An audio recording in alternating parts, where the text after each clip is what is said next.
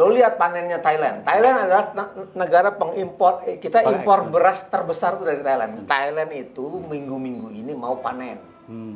Setiap pemerintah bilang cadangan beras kita terganggu. Itu pasannya impor panen.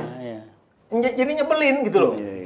Jadi modusnya itu udah ketahuan. Modusnya iya. Jadi ini modusnya nggak berubah. Modus orang dalam pemerintahan sendiri. Iya. Untuk menipu presiden. Kalau tujuannya mengimpor beras pada saat sebetulnya beras dalam negeri surplus, itu kan berarti yang ditipu bukan rakyat, Ji. Yang ditipu pemerintahan sendiri, kepala pemerintahan. Kepala pemerintahan adalah presiden. Ya kan? Kita... Ya cocok ya. Ya cocok lah. Kalau kau pengen seperti itu ya cocok.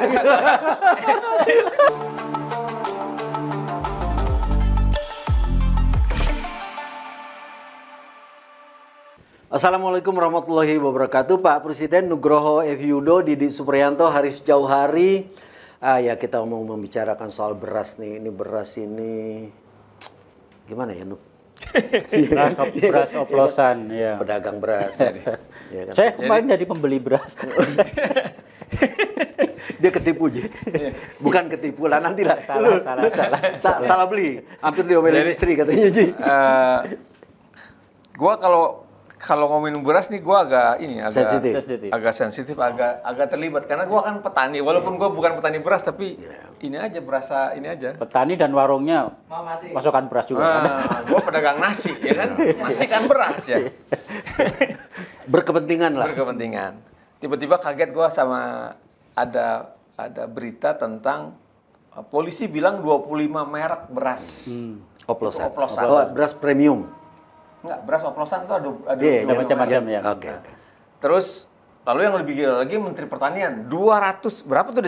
200 berapa merek itu berasnya beras oplosan. Yang lebih ngeri lagi ada angkanya lagi. Itu angka beras oplosan tuh diduga mencapai 100 triliun. Iya, betul. Sementara kita tahu beras di Indonesia itu sebagian beras yang beredar di negeri ini adalah beras petani. Kita import itu untuk nambah. Jadi sebagian besar itu berasnya beras petani. Produksi dalam negeri. Dengan kata lain, lu nuduh petani mengoplos beras, gitu kan? Ya itu gue agak bete jadi. Sensitif gue tuh. Walaupun bukan produsen beras. Walaupun gue bukan produksi beras. Itu satu. Yang kedua. Dia biasa bete banyak hal. Jadi maklum aja. Yang kedua, bukan banyak bete, gue banyak curiga. Yang kedua kecurigaan gue nih, kan Menteri Pertanian baru aja nyebut bahwa kita beras surplus. Jadi kita cadangan beras cukup. Gue curiga ini kalau cukup, tapi 100 triliun diantaranya oplos, berarti kita butuh membenarkan kan, supaya dibenahi nih beras-beras. Dari apa? Dari impor, ya kan?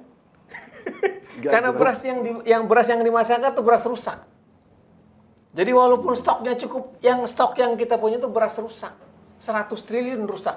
Tapi kan ini yang disebut yang oplosan ini kan khusus beras yang disebut beras premium. Ya, tapi kalau nilainya 100 triliun itu semua beras, Ji. Bukan beras khusus lagi. Lo bagi aja 100 triliun dibagi 15.000 beras premium. Ya tapi dapat berapa ton? Berapa juta ton itu? Nggak menghilangkan kan ketika dituduh ada beras oplosan kan bukan berarti beras ini jelek. Soal jelek bisa dikonsumsi atau maksud enggak? saya masih bisa dimakan apa enggak? Oh iya, bisa makan apa enggak itu satu. Yang kedua kan tidak serta-merta terus ditarik dari pasaran kan, pasar kan? Itu dia. Lalu keluarlah rumusan. Sebenarnya kita butuh yang disebut beras oplosan itu apa? Ya. Terus gimana ngukurnya beras oplosan itu? Kalau BBM oplosan, ini dioplos sama ini dioplos, kita bisa tinggal hitung aja ronnya. Ya, ini ron 88 tambah ron 90 jadi ron segini. 92 ya. Karena ada. Nah, beras oplosan itu ukurannya apa? Keluarlah. Bukan hanya versi orang IPB, versi universitas. Beda-beda gitu. Dan makin banyak makin orang bingung. Ada yang bilang membahayakan, Pertama itu tergantung patahannya. Berasnya patah-patah atau enggak. Banyak yang patah atau enggak? Nah, kalau yang nggak ada yang patahannya sedikit itu berarti beras mahal, beras premium. Kalau yang patahannya banyak beras ini. Kalau patahannya nggak konsisten, oplosan.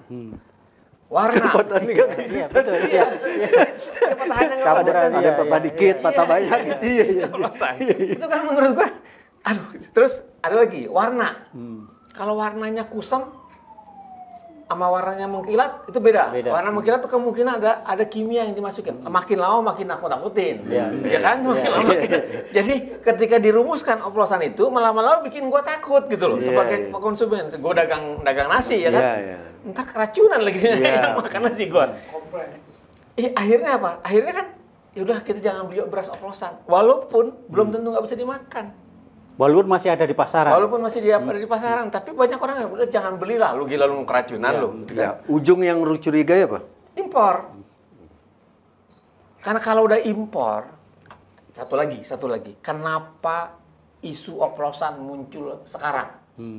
Kenapa bukan 3 bulan lalu ketika dia bilang berasnya melimpah? Kenapa sekarang? Atau kenapa bukan tahun yang lalu? Atau kenapa bulan depan, nggak tiga bulan lagi? Lo lihat panennya Thailand. Thailand adalah negara pengimpor. Kita impor beras terbesar itu dari Thailand. Thailand itu minggu-minggu ini mau panen. Dan Thailand itu produksi berasnya 20 juta ton. Konsumsi rakyatnya cuma 5 juta ton. Ada 15 jutaan yang harus yang punya yang cadangan. Biasanya diambil 2/3-nya. 5 juta untuk cadangan nasional, yang 10 juta, 9 sampai 11 juta lah. Itu yang diimpor. Dan itu kita biasanya diekspor. Nah, itu biasanya kita ambil dari situ. Sekarang ini sebentar lagi nih panennya mereka.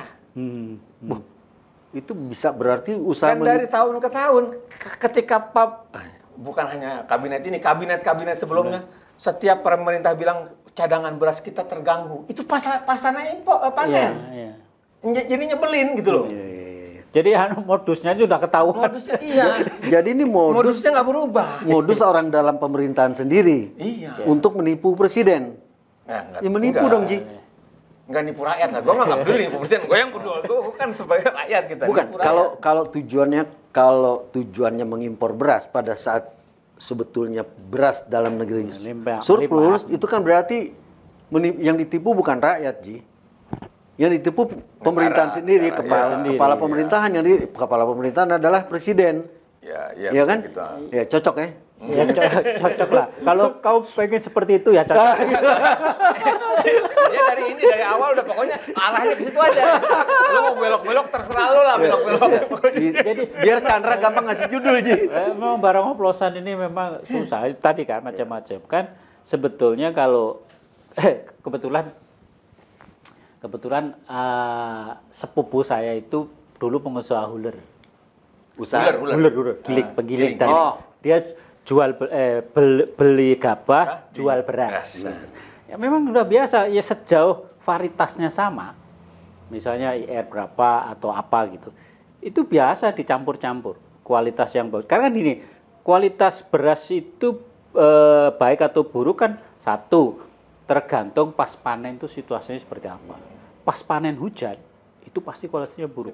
Tapi begitu panen panas terik dijemur itu pasti kualitasnya bagus. Tidak peduli apa jenis padinya. Tidak peduli apa jenis padinya. Jadi panen yang ketika buruk itu nggak dibuang. Nggak dibuang, gila petani disuruh buang beras gila kali.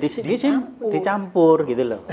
Itu dicampur itu untuk varietas yang sama. Dan tidak mungkin misalnya dioplos dari jenis IR berapa ditambah jenis apa gitu. Enggak nyampurnya enggak seperti itu karena masing-masing jenis beras itu kelihatan bentuknya, ukurannya kelihatan gitu. Tapi lebih karena kualitas yang bagus sama kualitas yang buruk. Buruk itu karena itu tadi jemurnya telat, panen hujan, nah itu dicampur gitu. Dan tidak pernah disebut sebagai beras oplosan. Tidak pernah gitu. Beras yang sama, panennya sama bagus disimpan, yang satu di bawah, satu di atas. Nah, yang di bawah, yang sini apek, lembab. Iya. Dibuang, enggak, dicampur gitu. Jadi ini konsep. Lu serta-merta menyebut itu beras bahaya kan susah. Jadi cerita beras oplosan itu nggak ada beras jenis ini sama jenis ini dicampur tuh nggak ada. Satu jenis kualitasnya beda agar enak dimakan, agar harga jualnya cukup, itu dicampur. Itu sama tuh bahasa dia bahasa petani. Bahasa petani. Iya, karena sekarang Chan ini dua orang desa. Sekarang kita orang kota agak nggak paham. Gua kasih tahu lagi orang kota, kota ya kan. Ada beras Cianjur, beras Petruk, beras Pandan Wangi, itu jenis. Ya. Yang ini mereknya merek Pak Jenggot. Bapak Jenggot. Yang merek apa? Itu merek, ya kan? Iya.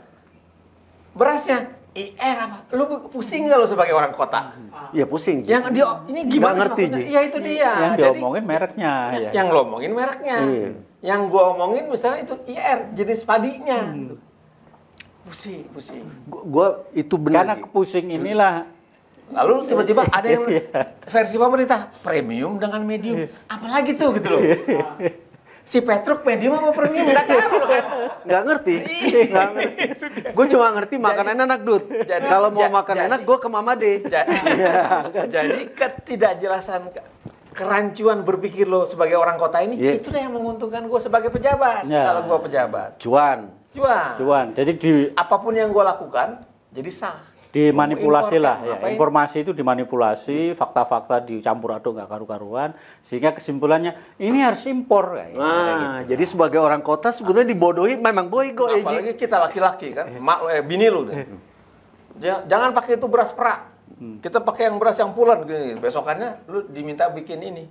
Lu kenapa beli beras pulen? Mana bisa enak nasi uduk pakai beras pulen? Oh itu Dudut. Dudut kemarin orang Betawi.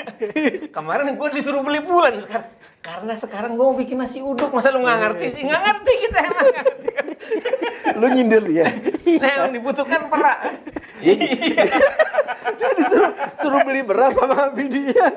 Salah beli. Tambah lagi dia kesalahannya apa? Organik dan tidak organik gitu. Jadi lu sebagai emang ribet yang namanya beras ini, jenis-jenis ini. Saya disuruh beli mereknya ini. Oleh istri. Mereknya betul, udah mereknya betul gitu. Udah saya ambil aja kan. Begitu suruh bayar, saya sudah pikir kok mahal banget ini beras 5 kilo aja kok kali 3 kok 400.000 gitu. Cuman kan ya udahlah itu. Duit banyak. Sampai rumah dikomplain. Kenapa beli beras 15 kilo 400.000? Marah istri. Keluarin. Siapa yang suruh beli beras organik? Non organik. Jadi ini sesama petani nih. Iya. Dan orang desa. Masih bingung juga sama begituan. Ada organik, ada non organik kan. Udahlah. Gue kira dia paham. Ketidakjelasan itulah keuntungan dari pejabat-pejabat yang ketidakjelasan itu dimanipulasi sedemikian rupa sehingga ya memang harus impor. Apalagi Menteri Pertanian, menurut gue sembrono banget tuh. Menteri Pertanian menyebut 250 merek. Emang kalau lagian kan merek lu sekarang Pak Jenggot, besok lu ganti merek jadi Nyonya. Dua Nyonya kan sama aja. Beras-beras yang sama kan. Jadi berarti yang gua omongin di awal bener dong, ini ada usaha dari dalam sendiri untuk menipu presiden. Karena kan presiden udah tahu ini nggak perlu impor beras. Ya makanya itu presiden tolong deh diperjelas lagi ke menterinya. Ini maunya apa gitu. Jangan gampang ditipu. Dan jangan korbankan rakyat lah, petani lah gitu. Petani kita ini selalu jadi korban oleh permainan elit yang mengejar cuan dari jalur impor pangan gitu. Beras, bawang, jagung yang semua bisa diproduksi petani, tapi kedelai bisa diproduksi petani, tapi gara-gara permainan elit mencari duit jadi korban mereka. Jadi maksud lu tadi nuding-nuding ke orang kota yang nggak ngerti gampang ditipu itu termasuk presiden? Ya itu kesimpulan lo. Kesimpulan lo itu. Ya ngomong lo mah, gue mah nggak ngomong. Gue baru paham nih. Maksud dia presiden orang kota nggak paham gitu Ji? Gue malah nggak tahu kalau orang presiden orang kota. Dia bukan orang Manado. Dia orang mana? Purwokerto. Presiden orang Purwokerto Ji. Sama malu ya? Iya. Saudara jauh banget. Dan tinggalnya kan bukan di kota, di mana itu? Rumahnya yang tinggal dia. Jadi pada dasarnya Pak Presiden kami ingin mengingatkan Bapak, dua sahabat saya ini yang paham soal pertanian beras dan cara orang-orang elit mencari cuan dengan cara yang melintir-melintir, itu ingin mengingatkan Bapak bahwa hati-hati dalam soal impor beras. Karena itu bisa berarti mereka sedang dalam upaya menipu dengan cara mengungkapkan ada beras oplosan dan segala macam. Dan mengorbankan rakyat. Dan mengorbankan rakyat, itu yang penting. Karena kan Pak Presiden berkali-kali mengatakan dia ingin menjadi presiden hanya untuk kepentingan mensejahterakan rakyat. Inilah ketika Menteri Pertanian oplosan merugikan 100 sampai 100 triliun. Masyarakat juga nggak ada masalah. Ya, benar. Nggak ada masalah. Lu lihat gejolak nggak di masyarakat? Nggak ada. Jadi ini komoditas ini aja, komoditas omon-omon. Omon-omon di antara elit politik aja. Maunya nipu kita, kota pun desa, tapi kita sudah tahu, kita paham aja lah gitu. Dan kita harap Presiden juga paham. Paham untuk mencegah ini. Jadi begitu aja nih? Ya. Baik Pak Presiden, begitu aja katanya. Terima kasih, semoga bermanfaat. Wabillahi taufiq wal hidayah. Wassalamualaikum warahmatullahi wabarakatuh.